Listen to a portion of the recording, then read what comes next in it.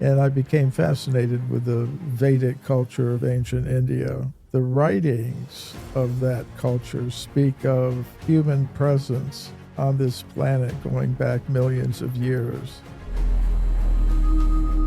Vedic cosmology involves many human-like species existing throughout the entire cosmos. Consciousness is something separate from the brain, has its own independent existence.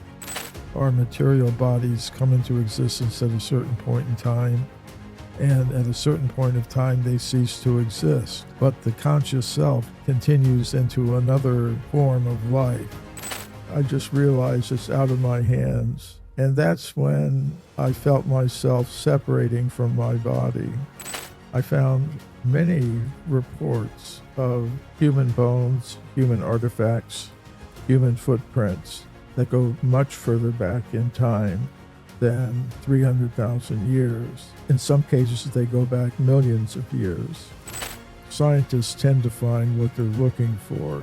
So if you think humans really didn't exist before 300,000 years ago, you're not going to be looking for it. The human form has always existed. It's always been available. There's been no time in which it hasn't been.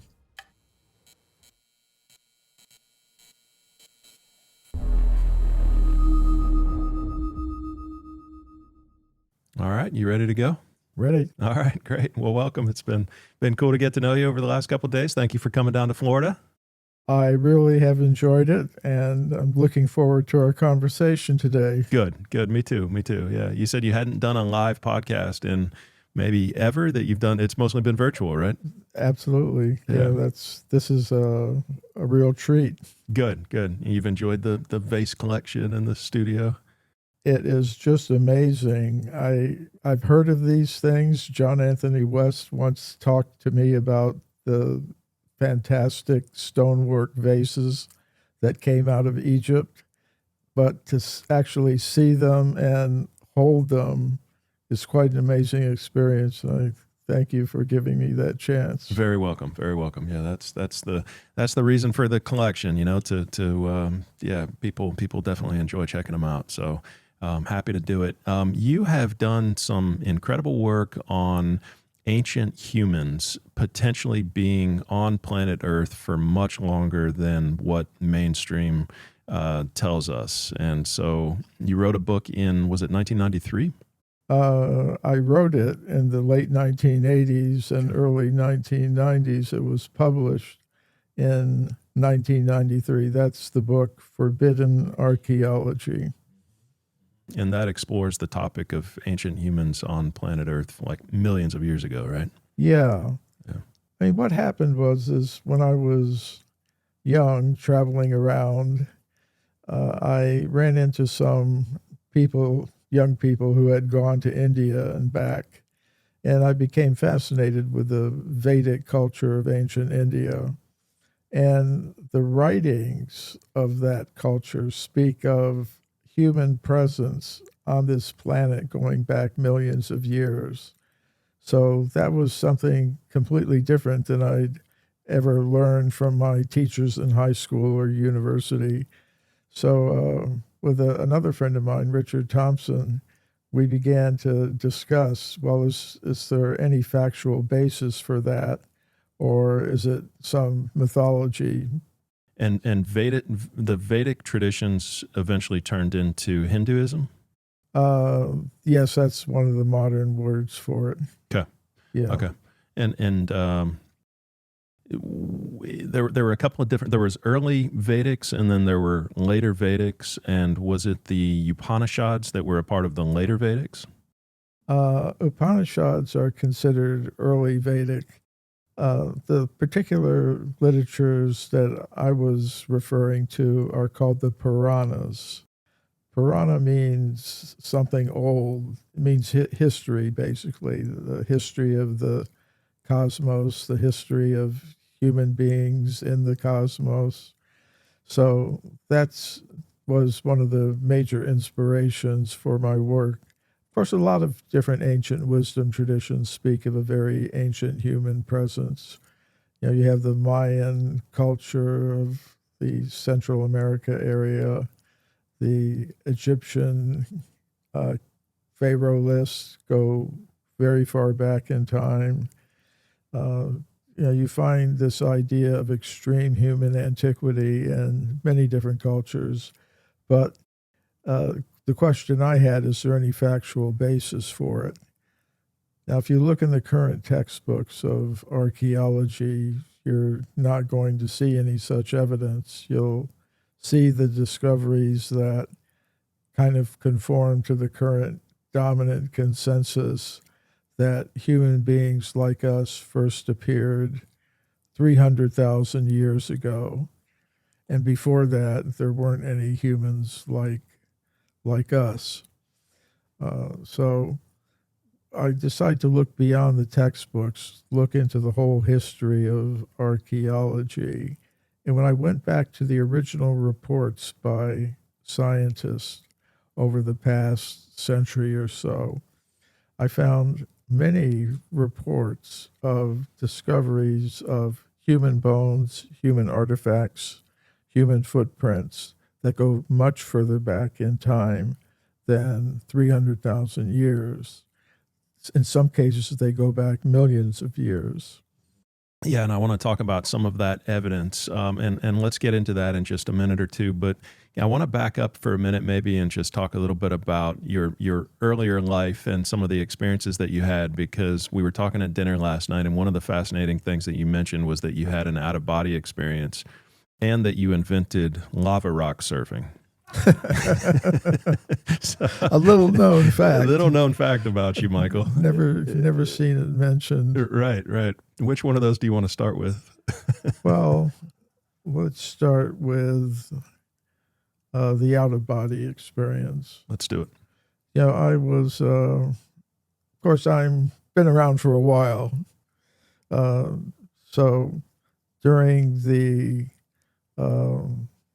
1970s, I enlisted in the United States Navy, and I wasn't put on a ship. I was sent to a weather station in Iceland. And during my time in Iceland, I had considerable time off each month to go and visit places. So some of my Navy buddies, at the weather station, we decided to go camping in the mountains of Iceland in the winter. So we did that. We set up a camp at the base of some mountains. And I'm not talking about Mount Everest or anything like that.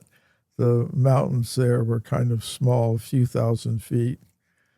And one night, we decided to race to the top of one of these mountains covered with snow and ice and things like that.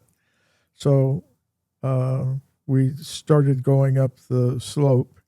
I was ahead of everybody else. I was almost at the top of the thing, and I slipped and I fell onto my back and started going down the icy mountain slope. And I tried to stop, dig in my heels, do something. I was going head first on my back down this slope. And I was thinking of all the cliffs I'd walked by, all the sharp rocks that were sticking up out of the snow. And I thought, this is it. And at a certain point, I just realized it's out of my hands. And that's when I felt myself separating from my body. And I was able to actually see it from outside going down that slope. And then I blacked out. And at that point, I felt, somebody shaking me, wake up. So I came back into my normal consciousness, and I had landed in a snowdrift at the bottom of the mountain. So that was a pretty amazing experience for me. Of course, a lot of people have reported such things in situations in which it's possible to verify the account. That's not the case in my experience, but there have been studies done, like Dr. Michael Sabum. He investigated hundreds of cases of cardiac arrest patients who have reported experiences like this. And what his method of research was to interview such persons who had reported such things. And he found that they gave exact descriptions of seeing their body, seeing what the doctors and nurses are doing, and recalling it. What he did was he compared their descriptions to the actual medical records, which the patients really don't see. And he found they matched. So it's to me, it's a very fundamental aspect of my whole approach to life, is to understand that really I'm something other than the molecular machinery of the body, that as a conscious individual personal being, I have another origin. Right. So was it that moment and that experience for you that changed the way that you looked at the nature of self? It's one of many experiences, but it's one that I recall. Yeah, and so what does that prove then? I mean, when you have that experience, so it's not like a belief at this point for you because you've had the experience of actually going outside of the body. I mean, I've had Jeffrey Long on, who's studied over 4,000 cases of near-death experiences, and we talked about this. And many of these cases can be proven that people actually have left their body. I mean, they're in a hospital bed and they rise above their body and they read serial numbers on top of a ceiling fan that they could only know if their consciousness had left their body. Situations like Right. that. And I had, well, I won't go into Avi Loeb is vehemently disagrees with this being possible. He just doesn't believe people. But if you believe people, and if you believe the experiences that people say that they have, then this is a very real thing, which means that there is a center of consciousness. There is life itself, and consciousness itself is separate from the human body. It's within the human body. I mean, what is that? Is that I guess from a Vedic tradition, that would be completely in line with what the Vedic people knew and understood about the nature of reality. Is that correct? Yes. Yeah. And it's not an insignificant thing. No, it's really not. No, not at all. If I don't understand who I really am, I talk about myself. Well, what is that self? If we think, well, I'm a machine made of molecules, when the molecules in the brain, neurons, are organized in a sufficiently complex way, we get this thing called consciousness. But it's only temporary. As soon as at the time of death, the chemicals in the brain become disorganized, no more consciousness. That sense of self, that kind of identity, generates quite naturally a very materialistic set of goals, purposes, and values in life. And there are side effects to that. Now, if we had a different conception of self, a real conception of the self, then we could act in our own best self-interest and in the interest of others. If you don't know who or what a person really is, you don't know who yourself is, can't act in your own self-interest because you're acting for something that you're not. Like if we think we're the material body, then we act in terms of that identification. So it's not an insignificant thing. It's really not. No, it's like the most important thing that we can understand. And it seems like it anyway. One of the most important things, like, what is life? Who am I? And, talking with Avi, it's like, it's that one thing is completely ignored by the scientific community, and it feels like we could advance much quicker and we could have just a more accurate understanding of reality if we could embrace or at least attempt to understand what life is.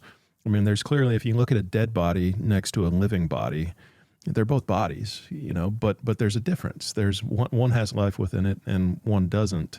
It just feels like we could probably unlock a lot of incredible secrets and probably change the way that we act, change the way that we treat each other, change the way that we carry ourselves if we can attempt to understand that from a scientific standpoint. Like, have science actually attempt to help us understand some of the nature of reality. What is life? What is consciousness?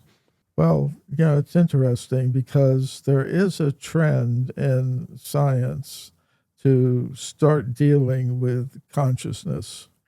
Say if you went back 15 or 20 years, you would find the views of scientists to be very much like those of Professor Loeb, Avi Loeb, as you were describing him. So, but these days there are groups of scientists and other researchers who are investigating consciousness. Now, they haven't come to any conclusions, but there are some who are working on that. In a few weeks, I'm going to Barcelona, Spain, for a meeting of the Science of Consciousness group. It's one of the major international organizations of cognitive researchers and scientists who are looking into consciousness. Where does it come from? What is it? I think one of the possibilities that eventually they're going to have to consider is the view that consciousness is something separate from matter, separate from the brain or other parts of the body. It has its own independent existence. Right. Yeah. One of the things, I've attempted to take my senior executive team on a journey over the last 5 or so years, and we've read a number of books during that time period. And the first book that we read was Good to Great by Jim Collins, which is a business book. And it talks about how the ego is the great saboteur of business, of relationships. But and from the standpoint of the book, it's focused on business. But so from there, we went down this path of attempting to understand ego and what it was and how it can be destructive and divisive and what it means. And we read all these books in the subsequent years by people like Michael Singer and Eckhart Tolle, and very much spiritual books, but with just people that had an incredible understanding of true self, false self, ego, authenticity, those types of things, identification. So it's really been an incredible journey over the last bunch of years, and we've created these values for our business that are very much in line with what I've learned recently from talking with people like you that the Vedic traditions kind of cover, and so it's been really cool to go down that path and to attempt to instill values that are more spiritual based, more inward looking, more about responsibility that we have within ourselves to be the best version of ourselves that we can be, as opposed to judging everything else around us as, and attempting to fix the outside world around us as opposed to attempting to fix ourselves from within. So it's been really cool. But if you were to explain the concept of duality and the concept of the I am, the true I am versus the I am that's identified with the world and the physical world, how would you do that in a way that people could understand? The first thing is to understand that the reason we're having a conversation like that is because I am conscious. The person, whether they're business people or any other profession that I would be talking to, the first thing I would try to get across to them is consciousness. And consciousness as we experience it is individual and personal. I have my consciousness, you have your consciousness. And this isn't something mystical. It's the most basic fundamental fact of our existence that we can all experience. It's not like it's some lofty idea. If we just think about it in a meditative or contemplative mood, you see we're all individual, personal, conscious entities. And that suggests to me that, well, we're not a product of this material level of reality that we're on now. In that sense, I would say, I notice you have some extraterrestrials here in the studio. Right. Not real ones, but yeah. Yeah. No consciousness within Roz, sadly.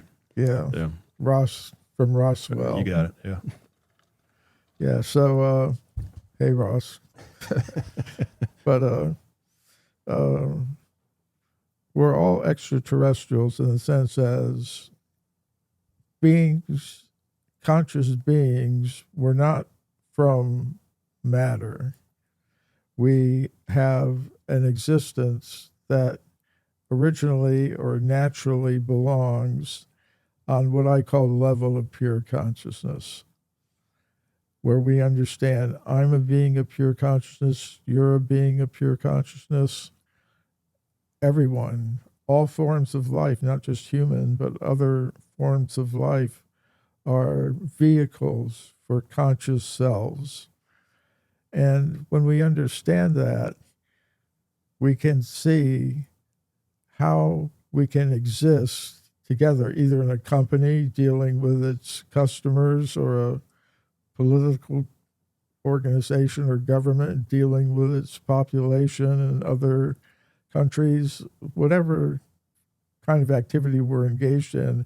If it's consciousness based, then you appreciate the fundamental equality and dignity of each being.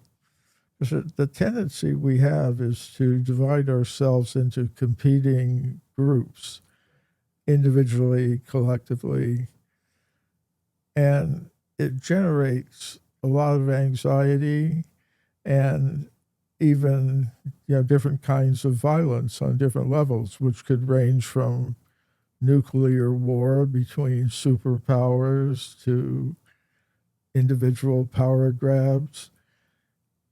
The ruling principle of what I call the level of pure consciousness is harmonious, voluntary cooperation among all beings of pure consciousness in harmony with their source, because ultimately I think there is a source of everything.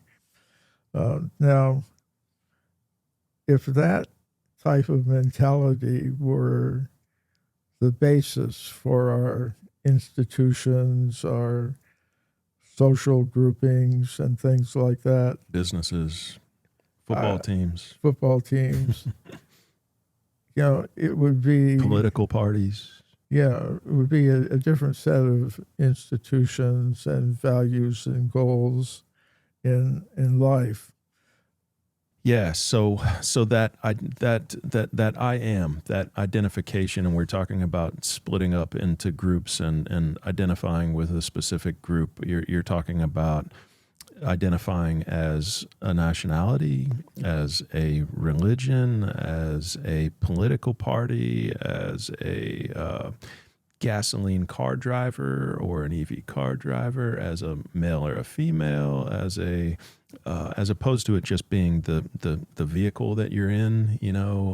I am macho male, I am female.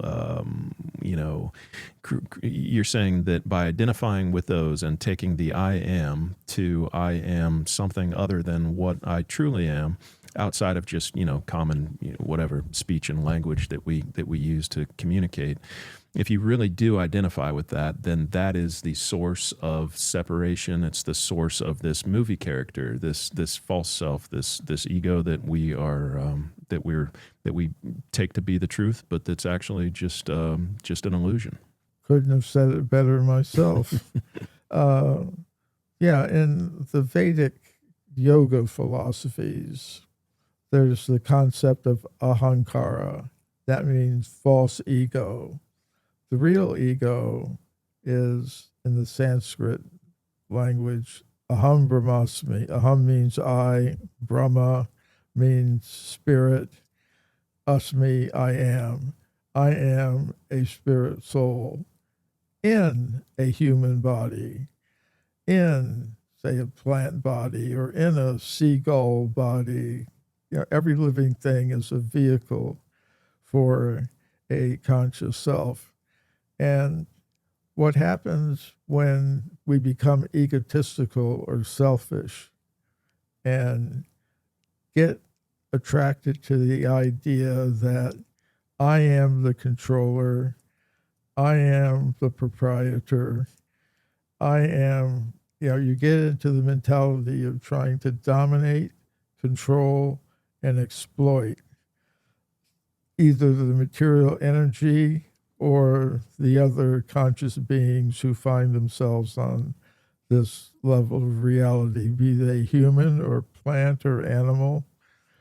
And the effect of that is that there's violence among these different groupings, or we destroy our environment, by these values, goals, and objectives in life, which are determined by a false conception of the self. Now, there is a real self that is capable of acting beyond the material vehicle that it's in now. It can act on that level, but that's the only thing it's good for. One's original form of pure consciousness. It can only act on that level of harmonious, loving cooperation. If it becomes egotistical, selfishly motivated, then it requires to be in another place in the world of matter, and it requires a material vehicle to function in that world of matter.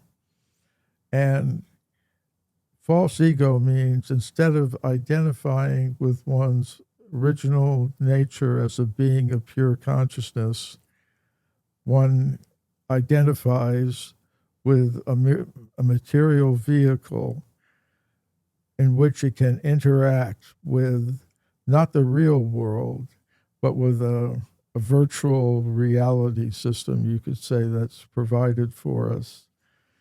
So in that virtual reality system of material existence, you never satisfy the self. You only become satisfied in the self when you stop playing the game and understand I've got a life besides that. Like people can get absorbed in a computer game or something like that, but they have a real existence apart from the game, where sometimes you have to take off the headset and get back to your real life. So in the past, we've thought that humans were, if you go back several hundred years, we've thought that humans were 6,000 years old, give or take, and then maybe that jumped to 10,000 years old a couple of hundred years ago. How has that number changed over time? Well, it has changed over time. And this is one of the things about science that we have to be careful of. It's always changing, whether we're talking about the age of the universe, the age of the human species, the size of the universe. What you're getting at any particular point in time is the consensus of the group of influential academics or intellectuals of that time. That's what we're getting. You're not getting the absolute truth. And most scientists will admit that, and they say that's what makes science science and not something else. So that's good. A key development was the work of Charles Lyell and other English geologists and geologists from other countries that started looking at the rates of sedimentation, how long it takes to deposit the layers of rock and stone and sand that we see. If you look at a road cut or something, you see different layers. And they determined, well, it's got to be a lot longer than the 5,000 or 10,000 years that the universities, when they were under the control of the church, were speaking about, because the way that they calculated the age of the earth or the human species was by looking at the genealogies in the Bible. This one lived for 1,000 years, and this one lived for such and such time. And they trace it all back, and they got, I guess, a Bishop Usher in England got a particular date of about 5,000 years for the beginning of the earth. Then these geologists came and said, no, it's a lot longer. I think I've seen references to about 100,000 years. So that was a kind of a key development in this sense. Like before they had this new understanding of the history of the earth that comes from modern geology, there wasn't enough time for, say, Charles Darwin to have his theory of evolution, where there's no divine creation of different life forms. There's no divine creation of the earth. He proposed that over generations, over vast periods of time, in the course of reproduction, animals or plants would change. They'd be modified, and nature would select which are the most survivable. Because that's survival of the fittest. So in order to have that kind of process, he needed more time than 5,000 or 10,000 years. So the geologists like Charles Lyell gave him that time, and that became widely accepted in the academic circles and among the general public in Europe, in England in particular. So now he proposed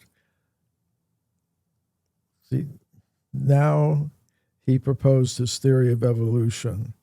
He didn't immediately apply it to human beings, and he wrote, I didn't say anything about it because my theory is controversial enough. I can't challenge the Adam and Eve idea on top of it all. But he said, light will be shed in the future on this question. In 1871, he wrote a book called Descent of Man, in which he applied the theory of evolution to human beings. But other scientists had already figured it out. So they began looking for the first anatomically modern humans. And they were also looking for what they called a missing link, some being intermediate between the very ancient apes and anatomically modern humans. So scientists say from 1859 on, were looking all over the place for fossils or other evidence for the missing link. Now, what they were finding was not evidence for a missing link. They were finding evidence that humans like us existed millions of years ago. And we'll get into some of those discoveries a little bit later, like the California gold mine discoveries and some others. But they were finding evidence like that. It wasn't until about 1892 that they actually found a creature that they regarded as a missing link. That was Pithecanthropus erectus, discovered by a Dutch researcher named Eugene Dubois in Java, which was a Dutch colony at the time. Indonesia was under the control of the Dutch colonial administration. So he found a skull cap and femur at a place called Trinil, and he put the two together and said, this is the ape-man, Pithecanthropus erectus, now considered a variety of Homo erectus. But that was found in layers about 800,000 years old. So at that, now they had, and that became generally accepted in the scientific world. So now they had a fixed timeline. Before that, they didn't have any kind of timeline. They didn't know when the first humans appeared, and therefore scientists could report ages of millions of years for certain discoveries. But then so that happened all through the 1860s, 70s, and 80s. When you get to the discovery of Pithecanthropus erectus, Java man, in 1892 at 800,000 years, now you've got a marker. Anything human would have to come after that. So then it became a problem. What are we going to do with all this evidence that accumulated over the past 30 or 35 years that shows humans existed way before that? Well, it had to be dismissed, set aside, forgotten. So there was the Java man was found, and why couldn't, and that would have been referred to as the missing link then? Is that, yes, yeah. Intermediate between ancient apes and modern humans. But why couldn't he have existed on one part of the planet at that time, and modern anatomically correct humans could have existed on another part of the planet, and Denisovans could have been, and maybe all. Why did it have to be a straight linear line of only one species of human on the planet at the same time? Well, I think that's a very good point that you're making. And it's a point that I made in Forbidden Archeology before it became widely accepted in mainstream circles, namely that if you look at all the evidence, what it suggests is not evolution of anatomically modern humans from more ape-like predecessors, but it shows the coexistence of different hominid types. So it's a very good point. At the time Forbidden Archeology was written, scientists still were mainly sticking to a very linear idea. This is all we can wrap our heads around at this time, so we're gonna go with this and see where it goes. I guess that kind of thing. Yeah, well, they had the idea, like Pithecanthropus erectus is now considered part of the species Homo erectus. The general outline today is around 6 or 7 million years ago, you had creatures like Australopithecus arise in Africa, and then they developed into Homo habilis, and then Homo erectus, and then the Neanderthals, and then anatomically modern humans coming into existence. As I said, about 300,000 years ago. That's the mainstream consensus. So Um, that's more or less what happened. It's just crazy that there's been so few findings of human fossils. Like it's like I feel like people think that we have a really good understanding of this now. We're in the 21st century. We know exactly what human evolution looked like and exactly what humans looked like throughout history, but we really don't. We're just kind of piecing that together by these fossils that have been found here and there sporadically through at different levels of the earth, and we're kind of, maybe this one was buried a little bit deeper into the ground and this one died on the surface level and fossilized. I mean, we're really, it's just a guessing game. It's like, it doesn't seem very, it just doesn't seem very solid. Like we really, even today, kind of know what we're talking about. And I don't think that's the assumption of most people. I think most people assume we've got all this figured out. Is that accurate? Yes, it is accurate. It just doesn't feel like we have a really good grip, even today, on the history of the human species, but people kind of assume that we do, and that what we're teaching kids out there is all completely factual, and that we know exactly what's going on. But is that really the case? I guess is my question for you. Yeah, that's a very good question. Actually, Richard Leakey, who was a very prominent paleoanthropologist. Paleoanthropologists are the scientists who deal with prehistoric humans. So he said that the key discoveries related to human evolution would fit on basically a billiards table. In other words, some people are thinking there are huge quantities of evidence, but it's actually, and they're very fragmentary. It's not that they find so many complete skeletons. I mean, beyond a certain age, beyond a few thousand years, basically, the evidence is very fragmentary. Like Pithecanthropus erectus was just basically two bones, a thigh bone that was a little bit human, a skull cap with big eyebrow ridges that looked a little primitive.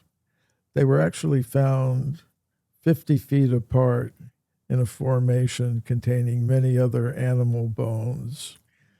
And in that regard, it's not even clear that those two things belong together, the skull cap and the femur. And actually later, some English physical anthropologists did a detailed study of the femurs found by Dubois, and they found they were indistinguishable from anatomically modern human femurs or thigh bones, which opens up to me the possibility that you don't have just one species. You have actually two, some kind of ancient ape or gibbon or something, and also a population of anatomically modern humans is represented by the anatomically modern human femur. So you get cases like that. But a scientist can become very famous and kind of shake up, the ancestry of modern humans by just finding a single tooth or fragment of bone, like the Denisovans are. I mean, it was only a fragment of jaw, I think, and a tooth that was found in a cave in Siberia. A lot of the evidence that they use for the existence of the Denisovans comes from genetic evidence, which is, it is there, but even that is not entirely without problems. Right. And so all of the human record can essentially fit on a billiards table. the critical fossils Yeah. that Right. And so why do we have so many dinosaur bones from 63 plus million years ago, but so few human remains? Well, it can depend upon the environment in which the creature lives. And actually, some scientists will say we don't actually have that many dinosaur bones, but I think they have a good number. But say if you take chimpanzees, up to about a couple of years ago, they had never discovered a single fossil bone of chimpanzee, even though they'd been searching for them. And, the reason they didn't have them is because they tended to live in an environment in which fossilization is rare. I mean, bone will, it's made of organic materials. It'll decompose after a few years. If you're talking about African rainforests, because chimpanzees aren't living out on the savannah where they could, maybe there'd be a gully or a river with a flash flood and you get the bones buried in clay or something, so they don't become fossilized. They just decay. So could be that because humans don't live in environments where bones are likely to be preserved in that way, there's not that many to be found. And again, it also depends upon the population size and things of that sort. So another problem is scientists tend to find what they're looking for. So if you think humans really didn't exist very much before 300,000 years ago, you're not going to be looking for it. And if something is found, it might not be reported, or it might be reported and just shunted aside. So there are a lot of factors to consider there, but in general, fossilization is a rare event. Okay. Yeah, it makes sense. Why don't we do this? Let's take a quick break. I could use a restroom break, and then we'll come back and we'll finish up. Is that good? Sure. All right, let's do it. Well, good. Okay. So, yeah, I figure we kind of jump right back into it. And you were talking about the history and how far the human species has gone back throughout history.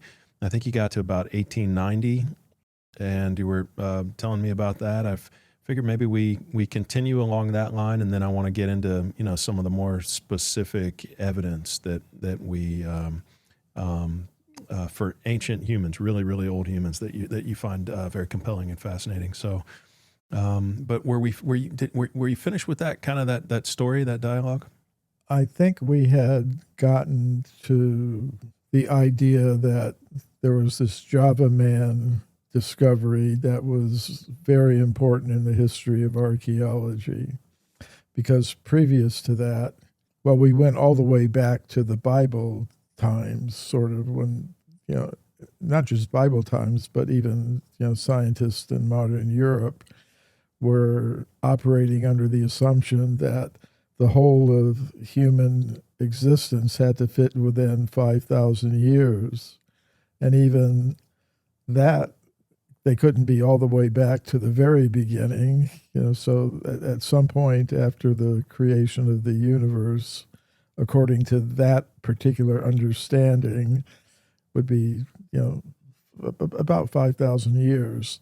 Then came the geologists like Charles Lyell and others who kind of calculated, well, the way these layers of rock in the earth have been deposited, it had to have occurred over vast periods of time, millions of years.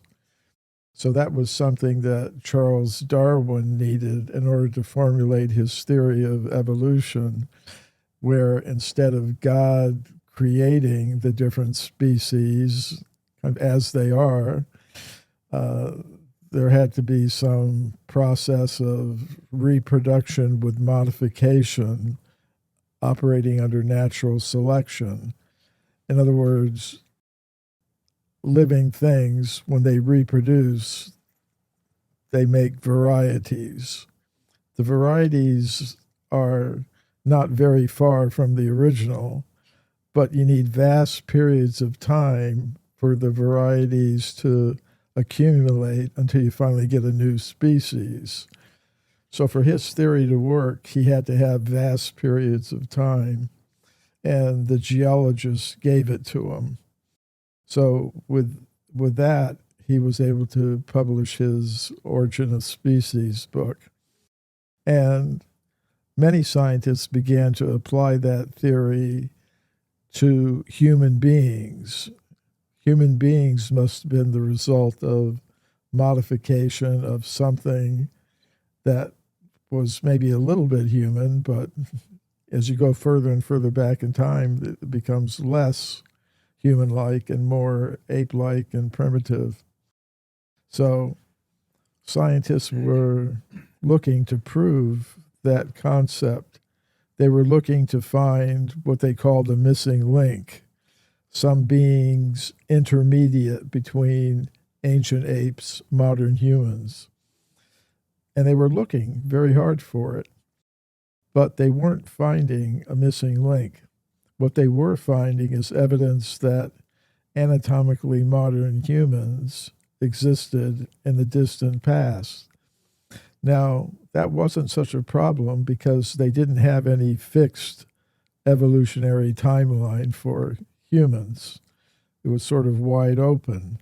So therefore, scientists could publish reports about evidence for humans existing in very, very distant times past.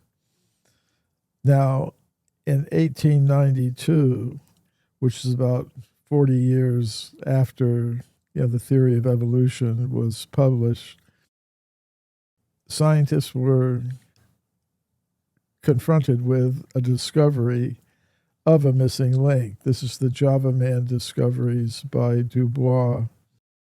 And once they had that missing link at an age of about 800,000 years, that's the age of the formation in which the Java Man discoveries were found, then they had a fixed timeline.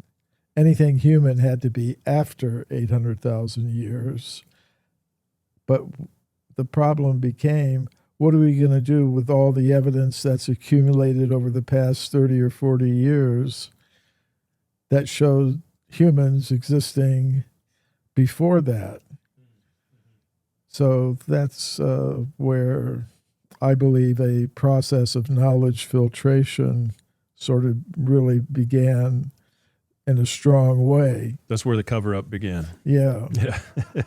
And so why couldn't different types of species have existed at different parts of the planet at the same time? Why did it have to be after that 800,000 years it was human? It was human, and before it was ape or more ape-like. Like, why couldn't there have been a species of humans existing at the same time that Java Man was found in Indonesia?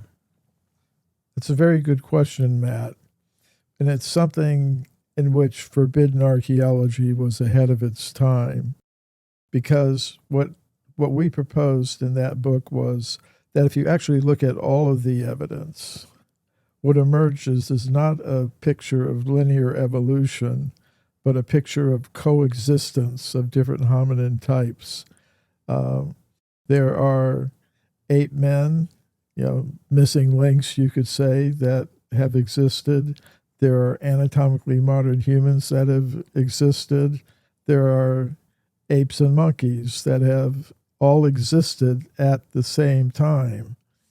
And when Forbidden Archeology was written and published, at that time, scientists had a very linear concept of evolution, where only one hominid species was existing at any one time. But in recent years, archaeologists and physical anthropologists have recognized that our species, Homo sapiens, has coexisted with the Neanderthals, and now they've added the Denisovans and even other hominid species, all coexisting at the same time. And I propose that that coexistence goes back very, very far in time, and it persists to the present day. Because, and this takes us into another controversial topic, which is Bigfoot or Sasquatch. There are different names for these creatures in different parts of the world. In Central Asia, they're called almas. They're the Himalayan snowman. There's different names for them in different parts of the world.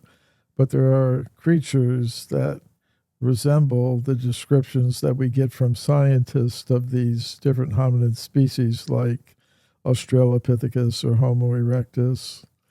And so that would mean that humans like us are existing today, intermediate species are existing today, and apes and monkeys are existing today. And that coexistence goes very far into the past. Okay. So there's evidence today for the existence of, what is the best evidence today for the existence of that? Well, there was a scientist in Washington State who studied the footprints very carefully that are left by these creatures. So one idea is that they were stamped into the ground by hoaxers. He's kind of demonstrated that that's not really what this evidence shows. It shows a different, that type of explanation really doesn't work. They are biologically and anatomically characteristic of a footprint that would be made by a living thing. And some scientists have looked at the hairs that are said to have come from the different species of Bigfoot or Sasquatch. So there is a body of evidence that supports that. There are also sightings reported. I think it was the man who climbed Everest, Hillary. His last name is eluding me right at the moment. But a British explorer who was the first Westerner to climb Mount Everest. Edmund Hillary. Yeah. So he reported a sighting of one of these creatures, and there have been other scientists who have investigated these things. So there's a whole body of evidence for living ape men. Of course, some researchers these days have reported paranormal effects associated with these kinds of creatures. So that may explain why there's not one in a zoo today, because they have kind of paranormal powers. It's kind of interesting because in the Puranas, the Ramayana, other ancient Vedic texts, there are descriptions of creatures called vanaras, forest dwellers. And they had ape-like bodies, but human-like intelligence. They had a simple level of culture, but they also had language and things like that. So this idea of beings intermediate between humans and apes is not something that first was thought about at the time of Darwin and after that. There are very ancient texts that speak about such things. And according to those texts, these creatures had, these vanaras, they also had some mystic abilities as well. So it's kind of interesting, to me, that, you could say it's just a coincidence that the mythological inventions of the authors of these ancient texts came up with an idea that European scientists came up with in the 19th century, but may not just be a coincidence, it may be the actual truth. What about, what percent do you give it in your mind, based on the evidence and based on your research and based on eyewitness accounts, that there is some sort of a Bigfoot or Sasquatch-like creature that's currently in existence on planet Earth? I'm not 100% convinced that they're here now, but I think it is something that's worthy of investigation. I don't think it's something that can be completely dismissed. And also, here we're speaking about what can be demonstrated or made plausible to people who have a certain epistemology, certain conception of what truth is and how it can be arrived at. And there may be different ways of getting knowledge. One way is through what we can perceive with our senses. Like I might go outside now and see the sun in the sky and think, okay, the sun is a disc about the size of a dime or a 5-cent piece. But then using logic, you can say, well, it's far away. If it were closer, it would be bigger. How big is it really? You can rely upon sense evidence and what you can logically infer from it. But that is not necessarily the absolute truth of a thing, because all of our senses are limited. Say hearing, I can only hear a certain spectrum of sound, or seeing, I can only perceive a certain part of the electromagnetic spectrum. All of our senses, if you look at them carefully, you can see they have their limitations. And the mind that we use for logic can make mistakes. It can be subject to illusions. It can cheat or be cheated. So there are certain imperfections to that source of knowledge. Now there's another source of knowledge, which is reliable testimony. If someone that I trust has other people trust, if they're reporting something, I may accept that. I mean, like, everybody does it. We have different ways of getting knowledge, but in science, we've kind of excluded that aspect of things. So I may have other ways of getting knowledge about the existence of different hominid species or things resembling them like Bigfoot or Sasquatch, or I may have different ideas about how old the human species is. But, I have certain sources of knowledge. Say for human antiquity, the existence of different human-like species. I have information from the piranhas, which I regard as a trusted source of evidence. Statements about there being 400,000 human-like species scattered throughout the cosmos, not just this planet, but other planets. And that helps me in understanding reports of extraterrestrial beings.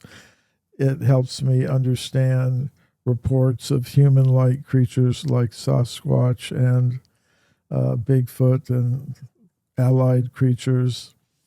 It helps me, kind of gives me a lens in which to look at those topics through. But if I come before an audience of, say, scientists or archaeologists, which I do, I can't give them a statement from the Puranas as evidence. Now, maybe if I were in the Himalayan mountains with some Vedic sages, I could say, well, these Vanaras, these ape-like creatures with human-like intelligence, they are described in this passage of this text and that passage of that text. They'll accept it as evidence. If I go to a meeting of the World Archaeological Congress, I can't give them a statement from the Puranas as evidence. But what I can do is I can say, make a hypothesis. If what the Puranas say is true, then we should expect to find reports of the existence of creatures of the type of Bigfoot or Sasquatch. Or, say, if we're talking about human antiquity, how far in the past did human beings exist? I could say, well, the Puranas say human beings have existed for millions of years on this planet and elsewhere. If that's so, then we should expect to find reports of evidence like that. And we do find them. But it's interesting. Once I was giving a paper about this topic, the Vedic time cycles and humans, evidence that archaeologists have found showing that humans have existed for long periods of time. So during the question session, an archaeologist said, if we were able to show you that all of the cases that you have given in your books and your other writings and talks, if we could show you that every single piece of that evidence was wrong, would that change your ideas any? Would it change your perception of what the Puranas say? And my answer was, no, it wouldn't personally. What might happen is that I would not try anymore to represent those ideas in your circle because I'm a guest in your circle. These are your standards of evidence, sense evidence and logic, nothing more than that. No revelations or testimony from knowing sources, just whatever we can figure out ourselves, with the additional rule that you can't bring in any kind of intelligent design or conception that there's some higher intelligence involved in generating the order and complexity that we observe around us. You can't bring in that, and you can't bring in non-material substances. Those are kind of the rules of the game. So if I go into their circles, either I have to play the game according to the rules that they have set, which I do, or try to change their epistemology. That's a challenge. Which it is, but there have been scientists, for example, Tim Murray is an Australian archaeologist. He wrote a review of Forbidden Archeology for the British Journal for the History of Science, and I've met him a couple of times. He's a critic of my work, but he says the material that we presented in Forbidden Archeology could serve as a vehicle for discussions about the epistemology of the discipline. So he kind of recognized that it had that the material presented in the book presented a challenge to the epistemology. Epistemology means it's the branch of philosophy that deals with how do we know things, what is evidence. So, okay.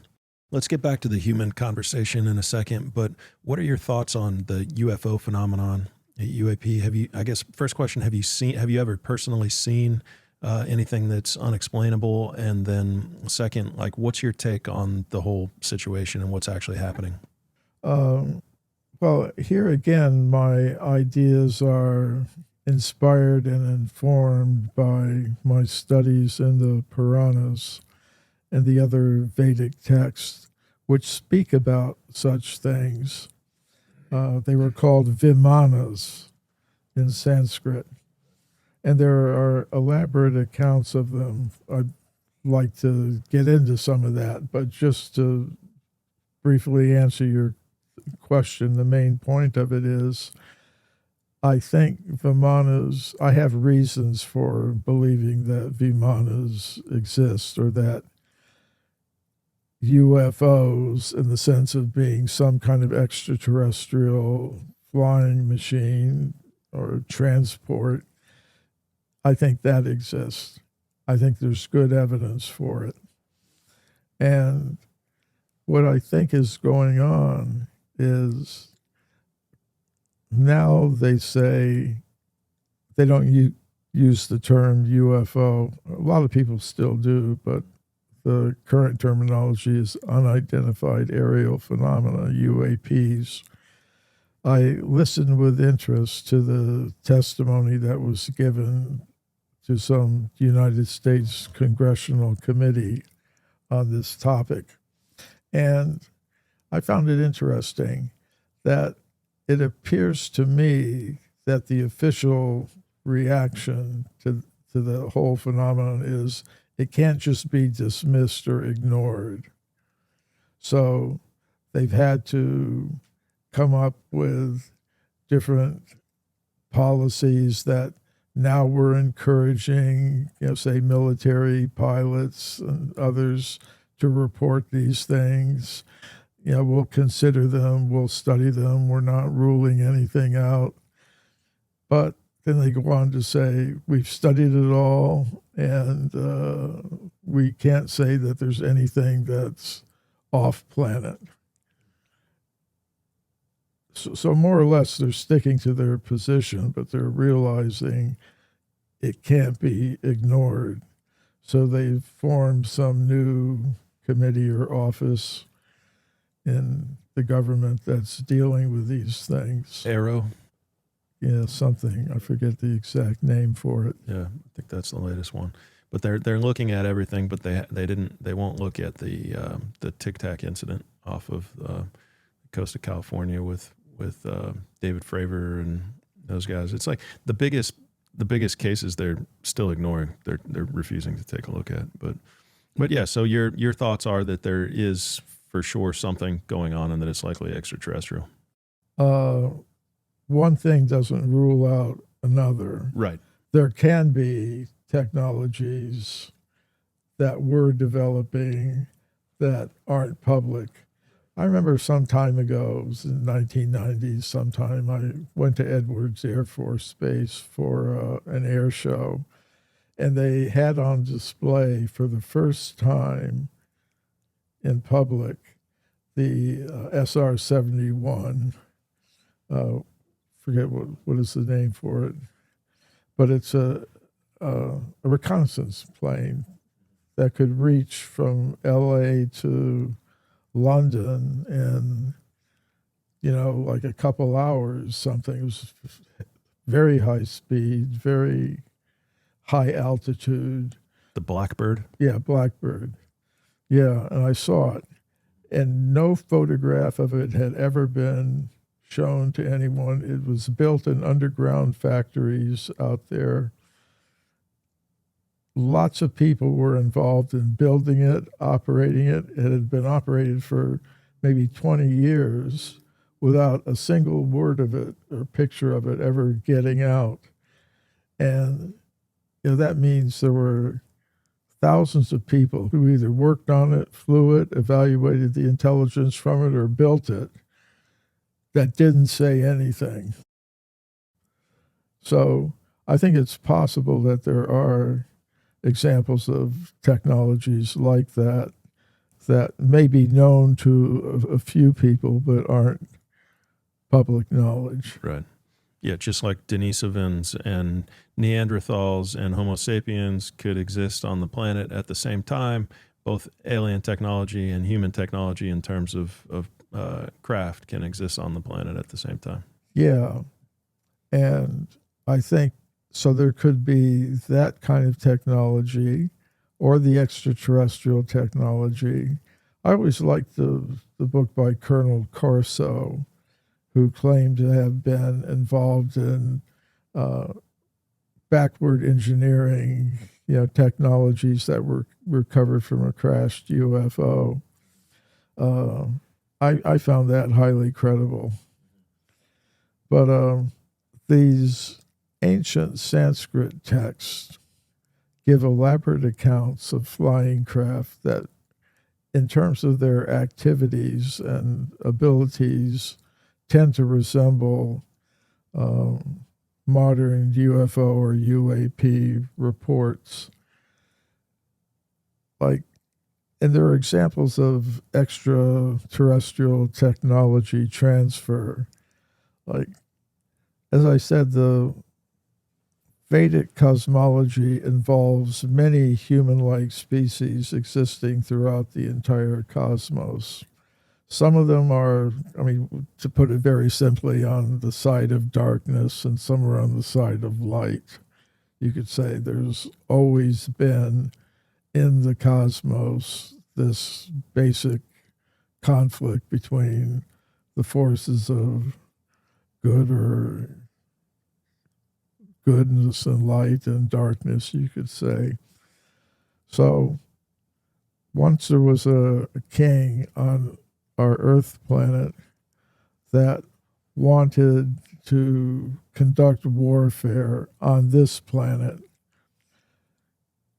on the side of the forces of darkness. So there was an engineer of the forces of darkness on some other level of reality, in other words, some extraterrestrial location, who transferred to this earthly king a Vimana, or aircraft made of metal. And this king on the earth used, his name was Shalva, King Shalva. He used this Vimana to attack the city of Dwarka, which was the capital city of Krishna, who was a manifestation of the divine. So it's stated that when this craft came, in order to confuse the defenders of Dwarka, appeared in many different places simultaneously. And this is something I've noticed about modern military technology. Say if they have warheads for an intercontinental ballistic missile, it'll put out several decoys. So it becomes difficult to decide which is the actual warhead. And there are also electronic technologies that do the same thing, present false images to kind of confuse defenders' abilities. So it said that. It also said this object moved in like a butterfly, it described, kind of going here and there. And that's something we also get from modern UFO reporting, either by pilots. I remember once I was in Germany, maybe it was in Frankfurt. I was giving a talk about forbidden archaeology, and I happened to mention these Vimanas, somehow or other. I made some mention of that. And afterwards, a pilot from one of the major American airlines who happened to be in the audience came up to me and he said, Well, we were flying, across the Atlantic, and an object started approaching me, from the front. That we were closing very, very rapidly, and then suddenly it just went straight up. Wow. Said like that. So Did he say what shape it was, what it looked like? he may have, but I don't recall that detail. What I recall is the movement that it made, and that's often reported by military pilots, others, that these things maneuver in a way that doesn't really go with our understanding of aerodynamics and physics. Right. And what year was that he told you that? That would have been early 2000s. And then another part of the description given in these texts, which are a minimum, if you look at modern scholarship, traditionally the texts are considered to be at least 5,000 years old. Modern scholarship may say at least 1,000 years old or something like that.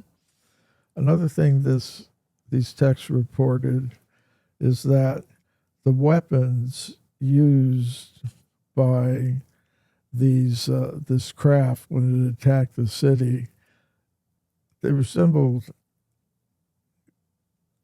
they would call them like lightning bolts or something, but some type of energy rays were used. The craft could also manifest the illusion of soldiers. Say if you're on the ground, the defenders are on the ground, this craft could manifest what appear to be holographic images of, attacking forces. It's really pretty amazing, the kinds of descriptions that you get. You could call it, well, it's an invention, but, the invention, you'd have to say coincidentally, has many of the features that are attributed to the modern UFO UAP abductee community. So I've found it pretty interesting. For sure. Well, let's bounce back then to, I want to maybe close out with a couple of the most credible pieces of evidence for ancient humans within the last, let's call it like 5 million years, because that I think is easier for people to wrap their head around than going back 50 million years or so and playing with dinosaurs and stuff. But 5 million years, you could easily see if this trend continues of extending the human timeline. Seems like about 100,000 years every decade. We could be at 5 million years in no time here. So some of the stuff that you've talked about are the Laetoli footprints in Tanzania. Can you maybe talk a little bit about those and why you think those are such good evidence for humans within the last, was it 3.5 million years ago? Yeah. Those were footprints that were discovered by a team of archaeologists led by Mary Leakey, who was the wife of Louis Leakey, who was a very prominent archaeologist. And what they found were tracks of footprints, not just one footprint, but several footprints of I think 3 individuals. And in her original report, Mary Leakey said they're indistinguishable from modern human footprints. It was published in National Geographic magazine. That was the sponsor of the expedition. And what's interesting is that these footprints were found in layers of solidified volcanic ash, 3.7 million years old. So other scientists also agreed with her. Tim White, who was a famous paleontologist, said they're human. They're just like the footprints that you and I would make if we were walking on a beach today. We're in Sarasota, not far from the beach. But now, what does that mean? So you've got anatomically modern human footprints in layers of rock 3.7 million years old. It could mean that anatomically modern humans were existing 3.7 million years ago. But that's not what Mary Leakey thought. That's not what Tim White thought. They thought humans like us didn't exist 3.7 million years ago. So there must have been some sort of hominid, some kind of intermediate creature, some type of ape man who had feet exactly like modern human feet. And that's a very interesting proposal. But at that time, scientists had already discovered the foot bones of the hominins that existed at that time. There were varieties of Australopithecus, but Australopithecus did not have a foot structure like that of modern human beings. For one thing, the big toe would move out to the side like a human thumb, and it was long. And the other toes were also long, like human fingers, short human fingers. So it's very interesting. The only creature known to science that has a foot exactly like a modern human foot is modern human beings. So it's an interesting proposal, but it doesn't rule out the possibility that anatomically modern humans made those footprints 3.7 million years ago. Now, once I was at a meeting of the World Archaeological Congress, and a scientist there who had discovered foot bones of Australopithecus at the Sterkfontein caves in South Africa gave a talk. And he said these footprints that the foot bones of this Australopithecine type creature that we found in the Sterkfontein caves, they are the same type of foot that made the Laetoli footprints. So during a question session, I asked him, why is it that the foot bones of the creature that you found, which are kind of the type with the long, big toe that can move out to the side like a human thumb and the long toes, said, how would that foot make those footprints, which are just like those of an anatomically modern human? And he said, well, the creature was walking with its big toe pressed up against the other ones like this, and with his long toes curled under. And I was thinking, how does that make any sense? Because you've got at Laetoli 3 individuals walking many steps. You would think in at least one of them it would have its foot in its normal configuration. So this is all what I call a process of knowledge filtration that goes on in the world of science. And again, this gets back to that Java Man discovery and its influence. So what would happen after that discovery, which put a missing link, an intermediate creature, at 800,000 years? If anyone after that discovery found evidence for a human presence going back further than that, and 3.7 million years is way before that, anybody discovering that such a thing would have to either interpret it in such a way that it fit, the now dominant paradigm, And you can do that by hypothesizing, well, there must have been a creature that wasn't human but had a human-like foot. Or you have to completely try to say it was a mistake, an illusion, a hoax, something like that. You find that. There are many cases like that, and this is one of them, I believe, where evidence for an anatomically modern human presence is just interpreted in such a way that it fits the dominant theory. Yep, that makes sense. And another case of that might be in Italy and a couple of skulls that were found there.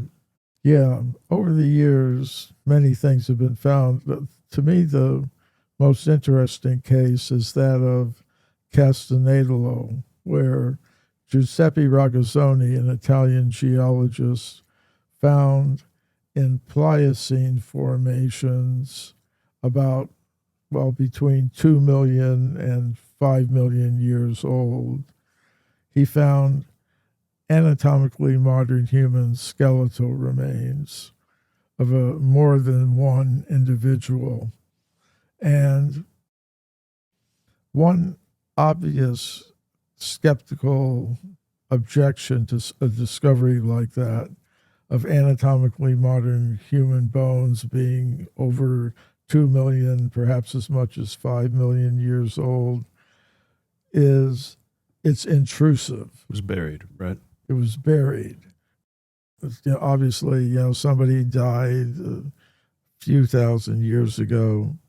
So one obvious objection to a discovery like that is intrusive burial.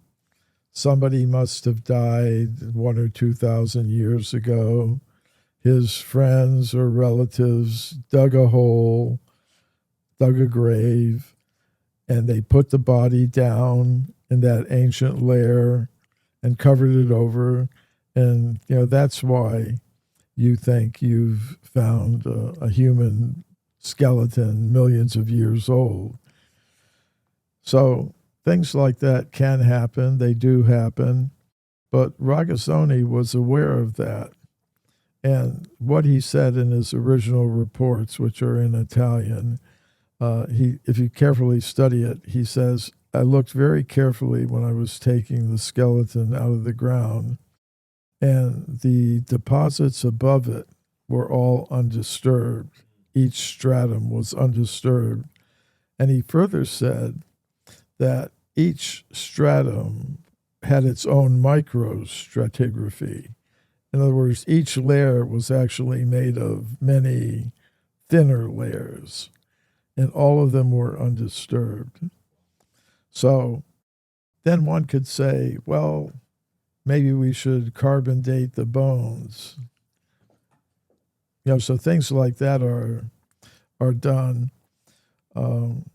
because, a lot of people think that radiocarbon dating is like a very simple operation. It's like you have a microwave, you put the popcorn in it, press it, and then you get popcorn. They think radiocarbon dating is like that. You put the bone or the sample in the little machine and you push the button and you've got the absolute truth. One problem with that is, and this was done, after, in the 20th century sometime, the discoveries were made in the latter part of the 19th century. So radiocarbon dating was done. But here's a problem. Radiocarbon dating works only back between 50 and 100,000 years. It doesn't reach any further back than that.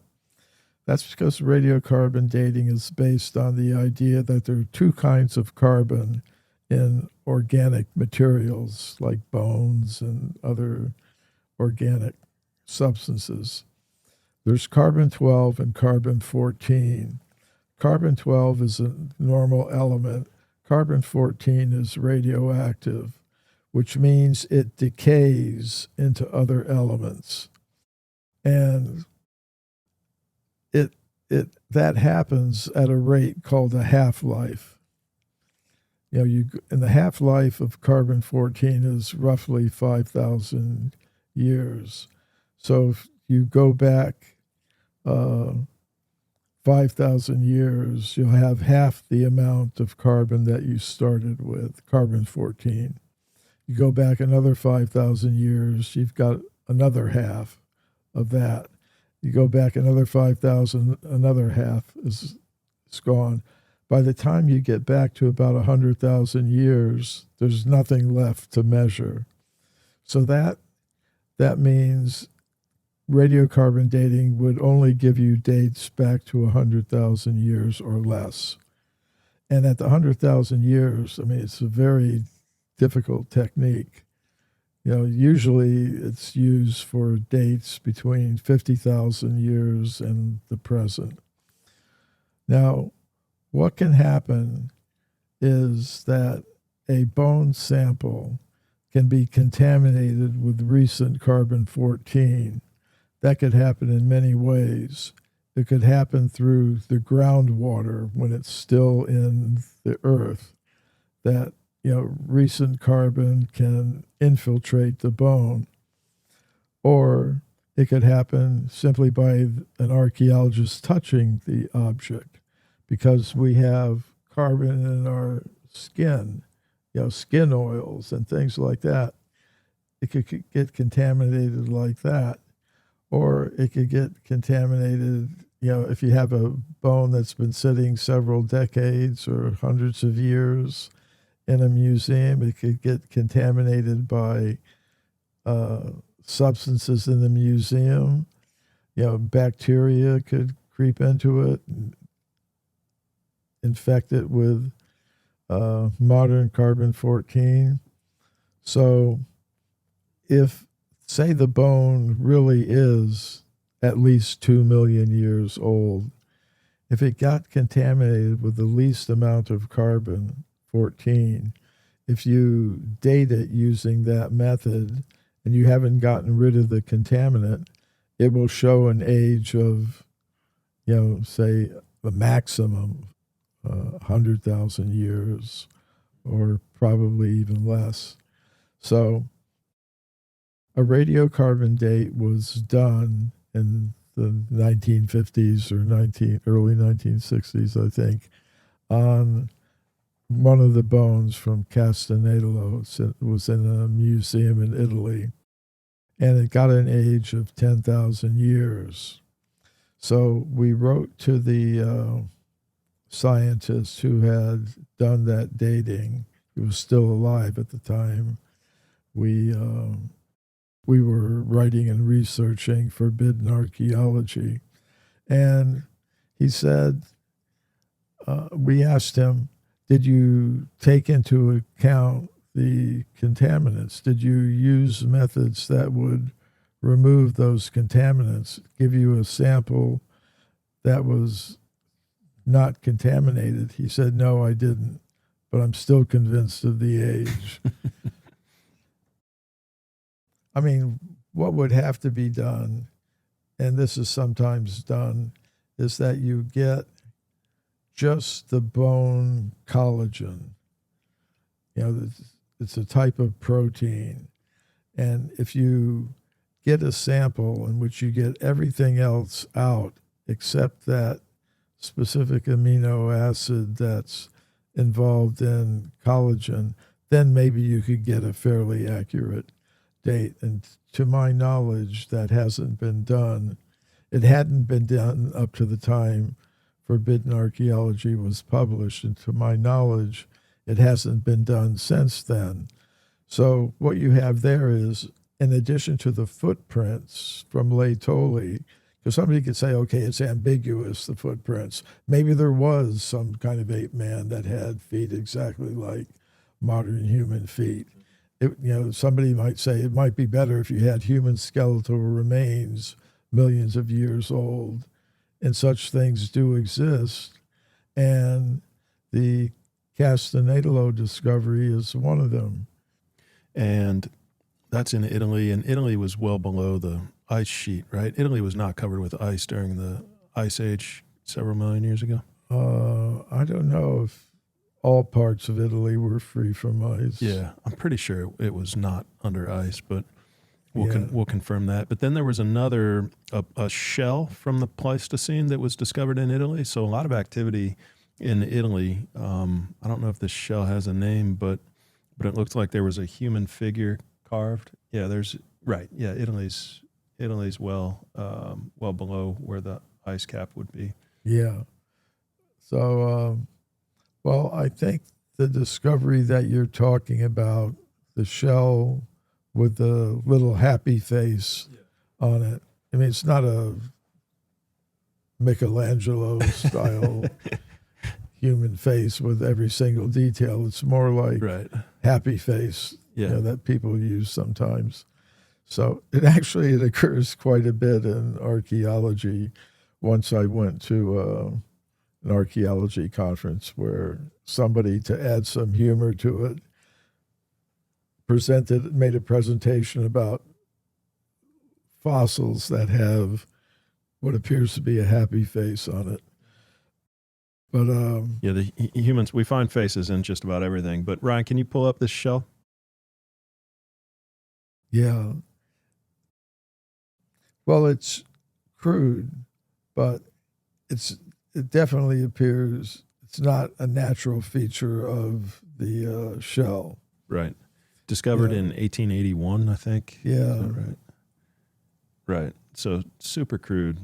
yeah, but definitely, It's like a pumpkin or something. It's yeah, like so it's got a mouth there as well, a little slit underneath that nose.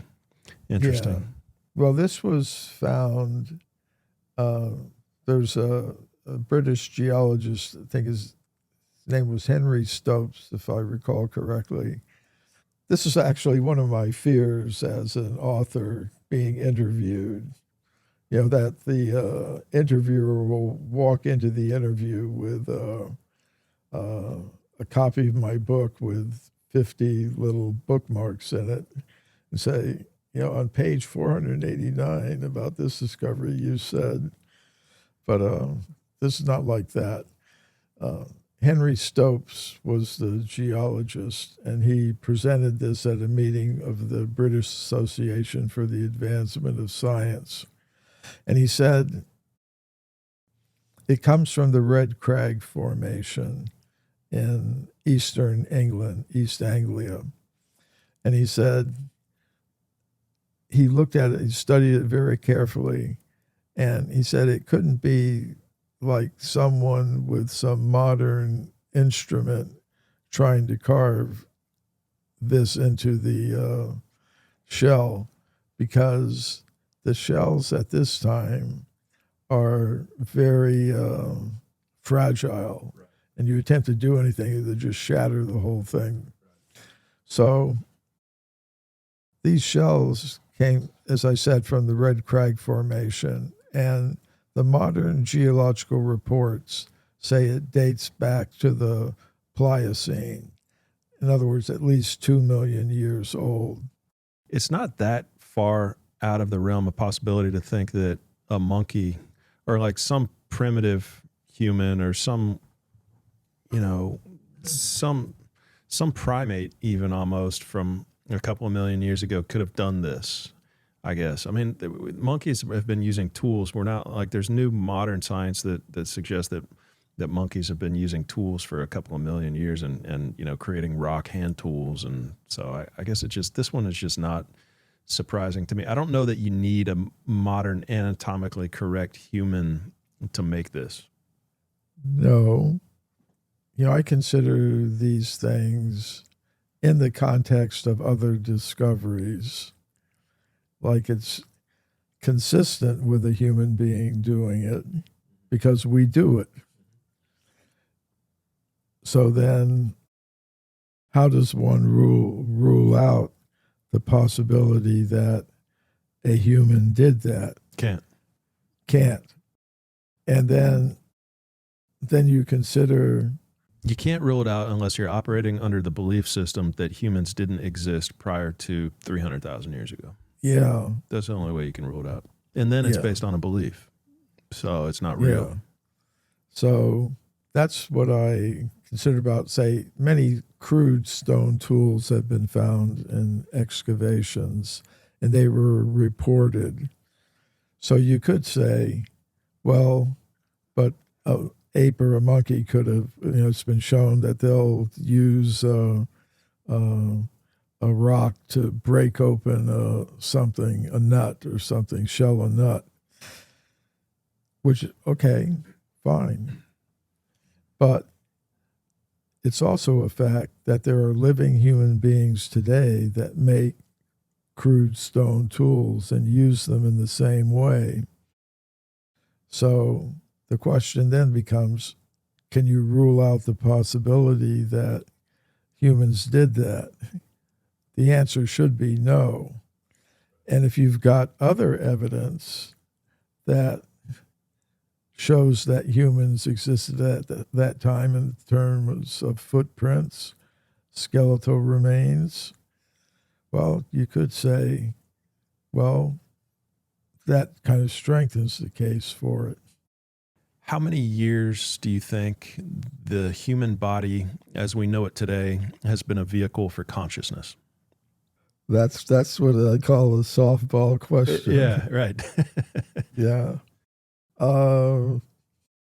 Well, in terms of currently available archaeological evidence on this planet, I'd say the evidence is really strong for it for the past 40 or 50 million years. When you go back further in time than that, it becomes a little more difficult because as time goes by, archaeological remains and paleontological remains kind of disappear because of different geological forces like plate tectonics. Actually, all the layers of rock on the earth get replaced over hundreds of millions of years. So as you go further and further back in time, as one would expect, the evidence becomes sparser. Actually, there's a couple of scientists who have put forward what they call the Silurian hypothesis, which is the idea that hundreds of millions of years ago, there may have been an advanced technological civilization.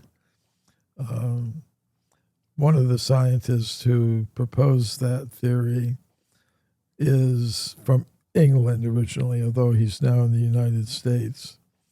And he had seen in England a BBC science fiction series called Doctor Who.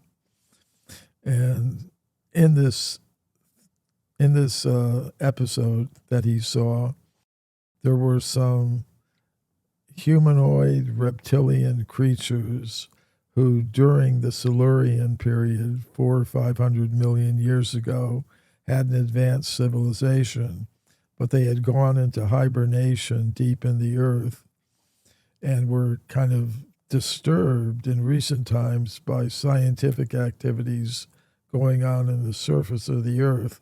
So they woke up and came out from their Silurian slumber into the modern age, and Doctor Who had to deal with them. So they called their hypothesis the Silurian hypothesis. And they were considering if there were an advanced technological civilization that existed 400 million years ago, what would remain of it today? And they said not much because of these geological processes. Things actually decay. All our metals will eventually corrode, oxidize. And they said the only thing you might find would be compounds, alloys of minerals that don't naturally occur on Earth that you would require some kind of technology to make. And they also said, well, you might also find some radioactive remains of, say, a nuclear war or something like that. Not the sort of things that archaeologists are looking for today, necessarily. And they said definitely you wouldn't find very much fossil evidence for it either. And that's kind of a pattern that we do see, that as we go further and further back in time, the evidence becomes sparser. But I think the trail, in terms of evidence reported in my books, Forbidden Archeology, and forthcoming book, Extreme Human Antiquity, show a presence that extends as far back as about 2 billion years ago. Wow. Now, that's in terms of evidence of the type that's usually talked about.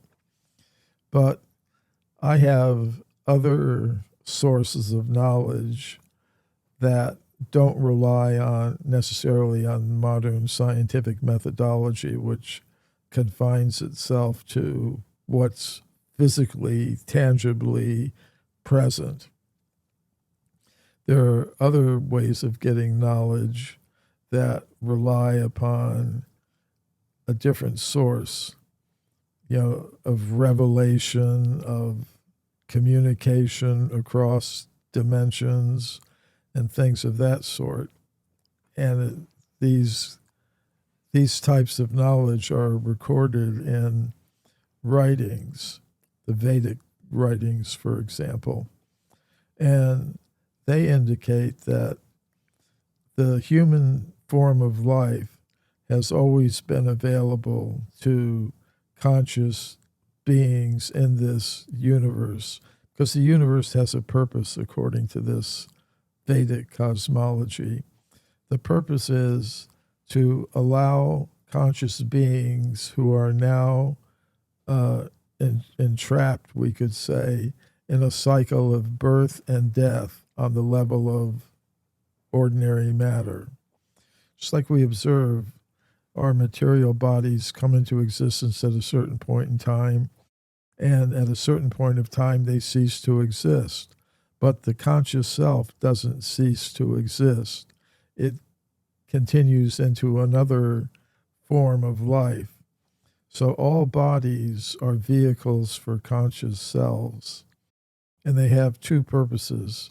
One, to allow the conscious self to become more and more deeply entangled in matter with all its perplexities, or it can be used for the conscious self to realize its true nature as a being of pure consciousness. So that is achieved in the human bodily vehicle. So just like if we were to build this by, robotics or whatever, build a space station. Well, then what do? We build a space station not hoping that the chemicals in the space station and the gases inside of it will somehow or other combine into some first living thing that will evolve into an astronaut. We make the space station because we have astronauts that are ready to go up there and use it. So in the same way, we consider our universe to be like a big space station, and it has a purpose. And that purpose or that mission is best carried out in the human form of life. Like we're having this conversation right now, and I would guess that the listeners who are listening in are human beings. They're conscious selves in human bodies. We don't see the dogs and the cats coming to discuss the origin of the universe or the different life forms within it or the antiquity of their species. They have a different kind of intelligence that's meant for other things. The human bodily vehicle has an intelligence that can be applied either to the same kinds of activities that animals are concerned with, or we can inquire about these. In addition to taking care of our bodily needs, we can take care of the needs of the conscious self. So, and this happens not in just one universe, but there are are a limitless number of universes simultaneously existing, and within each universe, they are manifest and unmanifest in cycles. And I would say that on the basis of the higher sources of knowledge that I'm in touch with, that the human bodily vehicle is available in all of them for all time. Because why should it just be in this fraction of an instant of time? We kind of like a spark that comes out of a fire and dies immediately. What's the meaning of it then? Right. What about from an oxygen level standpoint, like to support human life, and maybe like did the Earth always, for the last 2 billion years, did the Earth have enough oxygen in each and that for that time period to be able to support human life? I think if you look at standard geology, paleontology, everything, I think they put the oxygen revolution, back about 2 billion years or so. Okay. So, according to the Vedic cosmology, time goes in cycles. Things become manifest and then unmanifest. So, the basic unit of Vedic cyclical time is called the Kalpa, or the day of Brahma. It's followed by a night of Brahma. The day of Brahma lasts 4.32 billion years. It's followed by a night of Brahma that lasts the same amount of time. Then there's another day, another night. During the days of Brahma, life, including human life, is manifest in the cosmos. During the nights, it's dormant, like we have the day-night cycle. I mean, most people are active in the day, sleep at night. Then comes another day, they're up again. So it's the same way. The total length of a day of Brahma is about 4.32 billion years. Oh, there's a nice chart. It's a sacred geometry number as well, 432. Yeah. So according to the Vedic cosmological calendar, we're about halfway through the current day of Brahma, which means it began about a little over 2 billion years ago, which is within the oxygen revolution thing, because the Earth's early atmosphere didn't have a lot of oxygen in it. So that's why I gave the 2 billion year figure. Okay. All right. Very good. Well, yeah, I mean, it's fascinating. I love it. Love the theory. Love challenging, pushing back the dates of humanity and attempting to, look at things differently. I mean, that's been the trend. Humans have been getting older and older and older for, hundreds of years now. So, Yeah. It wouldn't be surprising that it would be obviously amazing to eventually land on, what that truth is, to be able to find the exact, when did humans first begin to evolve in a modern bag of skin and bones. But Well, I would say, I mean, this it requires a long way to build up to this logically and rationally, but the ultimate conclusion I've reached on the basis of all the sources of knowledge that are available to me is that the human form has always existed. It's always been available. There's been no time in which it hasn't been. So that's the realization that I've come to. Do you think that it exists on other planets as well and throughout the universe? Other universes and beyond the universe.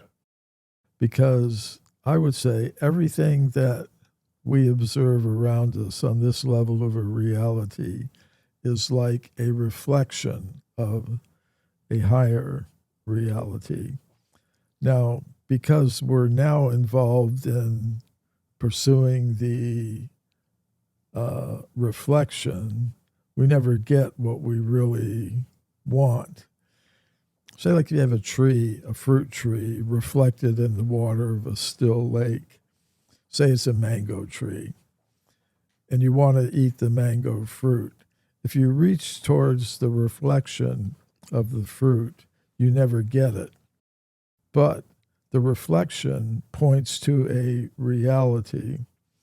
And for that reality, you have to give up the pursuit of the reflection of it and go for the real thing.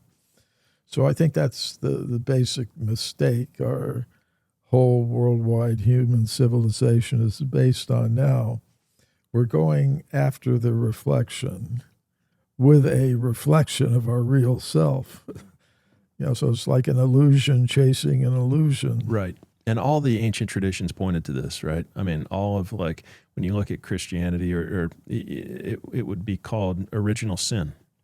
And to sin in ancient Greek, the language of the New Testament, meant to miss the mark. It meant to miss the point of existence. And so, yeah, original sin being that original mistake of mistaking that actual tree for the reflection of the tree within the water. The original sin of modern humanity being to mistake our physical selves for our true selves. That's sort of what I'm gathering from what you're speaking about. Well, I think it is pretty close to what I'm speaking about. The exception being that each individual is responsible, not like because somebody a long time ago did something wrong, I'm responsible to get the result.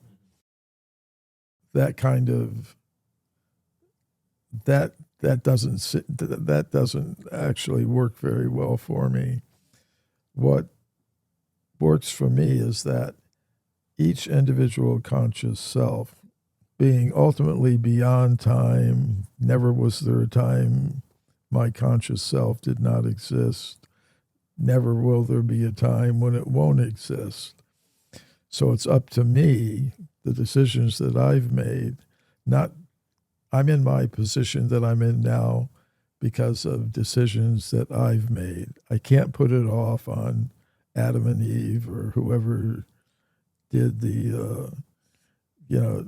ate from the tree of knowledge of good and evil. Yeah. Yeah, became judgmental. I think, well, I'm going to judge anybody, I've got to judge myself. Exactly. Right. I have to be judgmental about myself. Two things. One was the lava surfing that we never went back to. Oh, did I manage to avoid that? You managed to avoid that one, yeah. Let's hear about that. So what was this crazy story that you were telling me at dinner last night about surfing on a lava rock? I don't know if we should do this. Is it recommended for? Okay. No, we'll do it. All right. We'll just say this is not to be imitated. Volcanoes are dangerous places. Yeah. This is not medical advice. I've heard. Yeah. When I've told the story, sometimes I hear reactions from people. Sure. And I've seen other episodes of lava eruptions where, in the documentary or whatever, the geologists explain, don't go close to the volcanic vents that are spewing out gases. You could get knocked out. Seems logical. Yeah. But you're the only one to ever do this and survive and be able to tell the story. So what'd you do? Well, at the time I was stationed at the Keflavik Naval Air Station in Iceland. It kind of doubled as Iceland's international airport and a United States Naval Air Base. And I was working at the weather station there. And the way my schedule is that after a few days, I would get 4 days all in a row off. So during those 4 days off, I would try to visit different places in Iceland. I went hiking on some glaciers, did a whole bunch of things. And on one of my 4-day breaks, I had learned that the volcano Hekla, which is a huge volcano in the midst of a black sand desert in Iceland. And I got an adventurous friend of mine to go with me. We went into Reykjavik and we rented a Land Rover and we drove out there.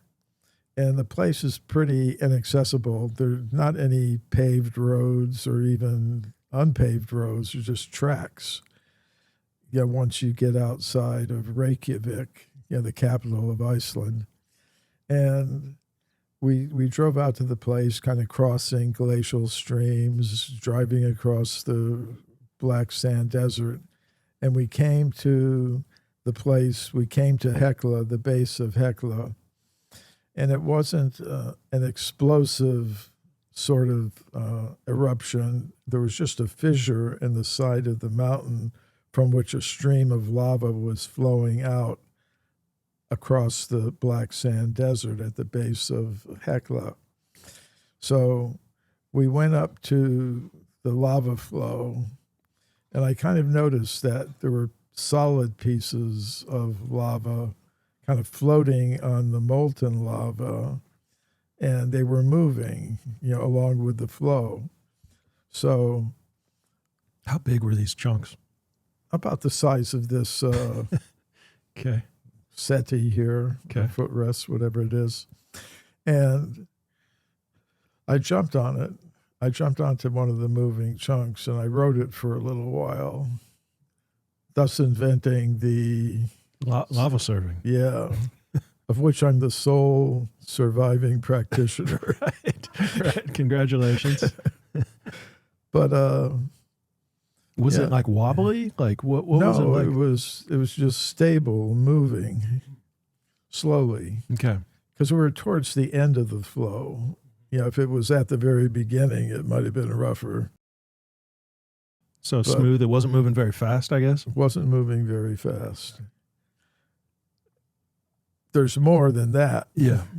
Should I get into Please, that? Yeah. What else happened? Well, then we decided to have our lunch. We had a backpack full of stuff, including these dried soups that a company named Knorr, Knorr, put out, for people. You get a pot of water and put this stuff in. You got a pot of soup. So I took our pot and I got some snow. There's still some snow around, and put it in the pot, melted the snow on the lava. Put the pot on the lava. And then when it was heated up, poured in the dried soup mix and had a hot soup with bread. We'd brought some bread too. So while we're sitting on this hill overlooking the lava flow, the hill we were sitting on starts shaking like anything. I live in Los Angeles, and I often get that. I was living in an apartment there, and there were these two guys that had an apartment above me, and from time to time, they did crazy things. So one day, the place starts shaking. I said, "What are those guys doing up there?" Turned out it was like an earthquake. But anyways, in Iceland, there was the earth started shaking, and we decided to get out of there. So we went back to the Land Rover. I turned around and looked, and the hill that we had been sitting on exploded, and a fountain of lava came out of it, and a huge cloud of smoke and dust went up 20,000 feet or so. Jeez. It's like a movie. So, well, it doesn't end there. My friend told me, we're lucky we're not killed. We're not dead. And I said, well, maybe it's not luck, because years before that, I'd been living in Hawaii as a child, with my family. My father was stationed there in the Air Force. And on our vacations, we would go different places in the islands. One year we went to the Big Island, Hawaii, and part of our visit there was a trip to Kilauea, which is one of the big volcanoes there, the other one being Mauna Loa. But Kilauea is like a crater on the moon, had very steep walls. Then there's the floor of it. And in the very center, there was what they called the fire hole. And we were being led by some Hawaiian guides down the sides of the crater. Then we reached the bottom and hiked across the lava fields to the fire hole. And we were being led by Hawaiian guides. And when we got to the fire hole, they said, this is the residence of Pele, the Hawaiian fire goddess. And they told us, now we're going to make an offering to Pele. And I'm not going to say they took me and threw me in, but they gave us some bananas and other fruits to offer into the fire hole. And I did that. And then the Hawaiian guides told me, they gave me an amulet, a Pele amulet, put it on, said, from now on, whenever you enter the realm of volcanoes, Pele will protect you. So in Iceland, maybe 10, 12 years later, I still had the amulet. Wow. And when my friend said, hey, we're lucky we're not dead, I said, maybe it's not luck. Showed him the amulet, which unfortunately I've lost along the way. Oh, no. But, well, hopefully no more volcanoes for you. well, there were more volcanoes. Okay. I was giving a lecture at a conference near Rimini in Italy. I think we were actually in San Marino, which is a different country inside Italy, But when the conference was over and I was going to get my international flight out of Bologna airport, there was in the news that a volcano had erupted in Iceland, and it was spewing just tons of volcanic ash into the atmosphere. And therefore, they shut down every airport in Europe, for several days until the ash cloud settled, because those dust particles, not dust, they're actually little crystals, they wreck airplane turbine jet engines. So they grounded all the planes. So I called the organizer of the conference and told him what happened. He said, well, I've got a villa in Bologna where you can stay for as long as it takes to start the flights again. So it wasn't as dangerous a situation as the one in Iceland, Right, but right. Did you came out of it okay. Did you have that amulet on you when you jumped onto the lava rock? Yeah. Yeah. Okay. Yep. Yeah. Well, might be why you're alive.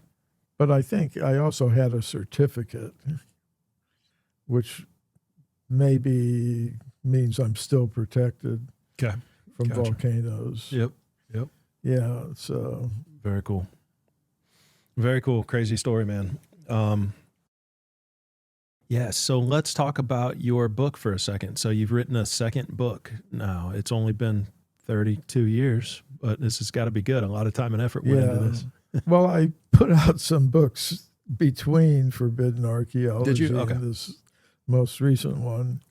Like after Forbidden Archeology was written and published, I thought, well, it's 900 pages long. Maybe it's too much for some people. So we put out an abridged edition, which Graham Hancock wrote a beautiful foreword to. I was hoping that people who were maybe put off a little bit by the weight and length of Forbidden Archaeology's 900 pages. I would sometimes call the book Forbidding Archaeology because it looks very forbidding and heavy. So we brought out the paperback abridged edition. But to this day, the bigger book sells more than the smaller abridged version because it seems like the people who are interested in these things get into that. Yeah, they want every detail. They don't want the abridged version. So it's kind of an interesting phenomenon. But in the years since Forbidden Archaeology was published, people ask me all the time, well, what's been discovered since then that we don't know about? So to answer that question and satisfy that desire of readers of my books, I've been working for a long time on a book I've called Extreme Human Antiquity, Further Investigations into Forbidden Archaeology. That has all the information that I've been able to find about the cases that have come to my attention since the publication of Forbidden Archaeology. And if there's anything new about some of the discoveries that were in the book, they're also in this new book, Extreme Human Antiquity, which is available now. It's just come off the press from the printers and it's in the distribution channels. But as a kind of like a special offer to people who want to jump right into it, people can come to the website extremehumanantiquity.com and they'll get a special offer there. You know, for the first 100 people that purchase the book from my website, they'll get some special opportunities. Cool. All right. Well, hopefully you'll probably need to be watching this live in order to take care of that opportunity, but that sounds like a good one for sure. So what else is on your website? Anything? Well, this is a website dedicated specifically to this book. So on my other website, mcremo.com, there's information about upcoming events, links to interviews. I'll put up links for it. And all my books are available through that website. And what else would they find? Yeah, my books, upcoming interviews, archived interviews, schedule of upcoming lectures. Very cool. Very cool. Well, good. Well, I feel like it's been an incredible conversation. We've covered a lot. Hopefully everybody goes out and checks out your new book. That's exciting to have a new one with all the additional evidence on there. Yeah. And what did we miss? What else is on your mind? Anything else? Let's see. Well, we talked in the beginning about a lot of the consciousness-related things. We talked about some of the Forbidden Archaeology cases. We talked about the spiritual implications of that. I don't know. Is there anything that was in your mind that you wanted to get to but didn't? I was super impressed with the whole conversation and with your knowledge of it and your perspective. So we covered more than I anticipated covering today. So yeah, I've really enjoyed the conversation and Yeah. really thought it was great. Well, yeah, I suppose it's like any other public display of, whether it's music or drama or an interview. There were moments that I felt like I was entering into trance, because according to the Vedic cosmology, questions and answers are very important. The Vedic texts that I'm familiar with are every single one of them is a dialogue where questions are presented, answers are given, clarifications are thought. And, I kind of, it's one of the things that attracted me to the Vedic cosmology is that it's not presented as a dogma. Here are the essential truths, swear to God to accept them. It was like, well, you said this, and did you mean that? There's questions and answers. Doubts are expressed, clarifications are given. I sort of like that format. And an exchange like this kind of reminds me of that. There were, like I said, moments, more than moments. There were certain segments of time where I could really feel we're communicating. Yeah, very good. Yeah, I totally agree. It can be like we always say it's like a time warp in here, but it's more than that. I know exactly what you mean. You go into a bit of a trance-like state from time to time in here talking to people. I'll never forget talking to Graham Hancock and just like it was just weird almost like a I don't even know how you would describe it, like a trance-like state is what it felt like on a couple of occasions. And yeah, I feel that from time to time since then. But yeah, it's been amazing to chat with you. And again, I think that the world needs to hear your perspective just because it's so unique and fresh, but very healthy at the same time. And I think it's based in a lot of logic and it's based in a lot of truth, And so I think that the possibility that humans have been around here for a really long time is super powerful and super intriguing, and that's the way that things are trending.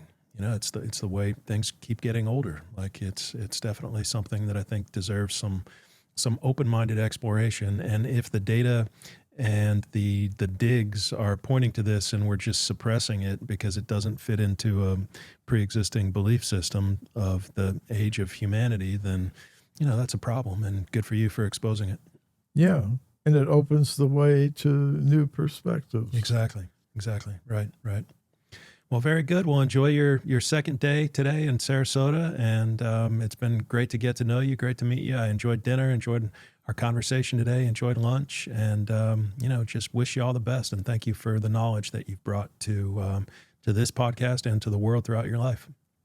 Yes. Well, thank you. I don't work in a vacuum. There are so many contributions to changing the worldview. And I think authors, researchers, they have a role to play. There are people that provide channels of communication. There are audiences, individually and collectively, their interest in these things is what's kind of fueling it. So I actually enjoy all aspects of this type of endeavor, whether it's doing research and writing, whether it's seeing to the publication of things, either in the traditional way or through social media or whatever. And I like the whole aspect of it, every aspect of it. Nice. Well, good for you. It's the human experience, right? So we would be insane not to find joy within our our daily lives and our daily tasks. So yeah. Well, I look at what I do as part of my meditation and practice of bhakti yoga. Love it. Because one of the principles is you should take whatever talent or ability that you have and use it for a higher purpose. People have told me you could have had a wonderful career in this or that field, publicity, but It's not what I was interested in. Yeah. You're doing what you love. Yeah. Yep. Very Part good. of my yoga, you could say. Right. Love it. Love it. All right. Very good. Well, thank you, sir. Appreciate it once again. And thank you, Ryan. And we will close it with that. Thank you.